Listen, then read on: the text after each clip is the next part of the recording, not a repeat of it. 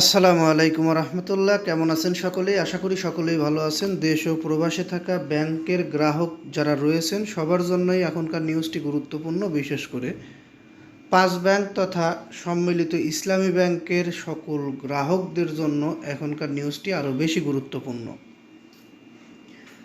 এখনকার নিউজটির দুইটি অংশ। প্রথম অংশে গভর্নর নিয়োগ নিয়ে কিছু গুরুত্বপূর্ণ তথ্য, বর্তমান গভর্নর ও বিগত governor doctor Ahsan H Mansur বিষয়ে কিছু গুরুত্বপূর্ণ তথ্য, নিয়োগ প্রক্রিয়া নিয়ে আলোচনা। আর ঈদের আগে পাঁচ ব্যাংকের গ্রাহকরা অর্থাৎ সম্মিলিত ইসলামী ব্যাংকের গ্রাহকরা আমানতের টাকা ফেরত পাবে কিনা এই বিষয়ে কিছু গুরুত্বপূর্ণ তথ্য তুলে ধরা হবে।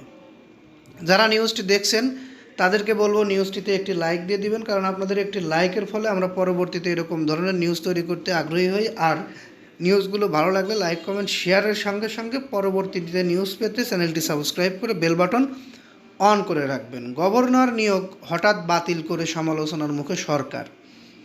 এ বিষয় নিয়ে অনেক সমালোচনা হচ্ছে, অনেক স্তরে সমালোচনা হচ্ছে। এই সমালোচনা বাদ রেখে নতুন করে গভর্নর নিয়োগ দিয়ে কার্যক্রম শুরু করেছে সরকার এবং নতুন গভর্নর। বিগত governor doctor Ahsan H Mansur থাকাকালীন যে সকল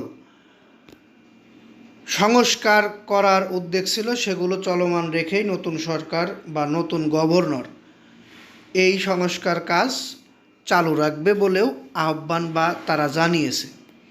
বিগত গভর্নরের নামে কিছু কথা আমরা জানতে পেরেছি, তার সত্যতা আমাদের কাছে কতটুকু গ্রহণযোগ্য সেই বিষয়ে এখন কিছু বলার আমাদের নেই। আপনাদেরকে জানিয়েছি আমি বিগত নিউজে।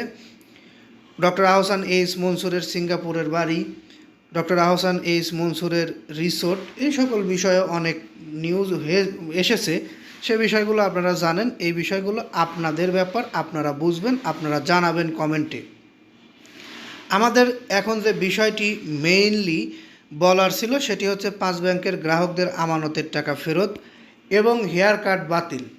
হেয়ার কাট বাতিল নিয়ে কথা না বললেই নয়।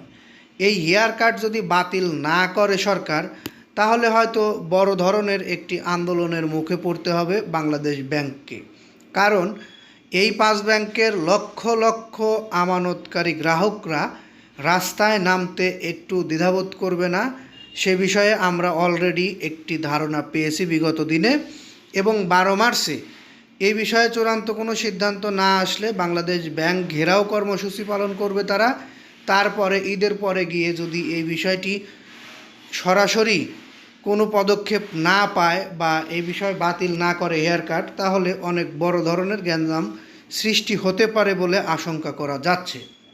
এ কারণে হয়তো বিগত governor doctor Ahsan H Mansur 4% সুদ সমেত টাকা ফেরতের একটি আশঙ্কা বা আশ্বস্ত করেছিলেন, সেটিও মানতে নারাজ গ্রাহকেরা। আর কিছু আমানতকারী গ্রাহক আছে, তাদের এখন দরকার টাকা। ঈদের আগেই অতীব গুরুত্ব সহকারে এই গ্রাহকদের আমানতের কিছু টাকা ফেরত দেওয়ার দাবি জানানো হয়েছে। সেই বিষয়ে কতদূর কী হচ্ছে আমরা পরবর্তী নিউজে আপনাদেরকে জানাতে পারবো। এতক্ষণ পর্যন্ত ধৈর্য সহকারে নিউজটি দেখার জন্য আন্তরিক ধন্যবাদ জানিয়ে এখান থেকে বিদায় নিচ্ছি। আসসালামু আলাইকুম।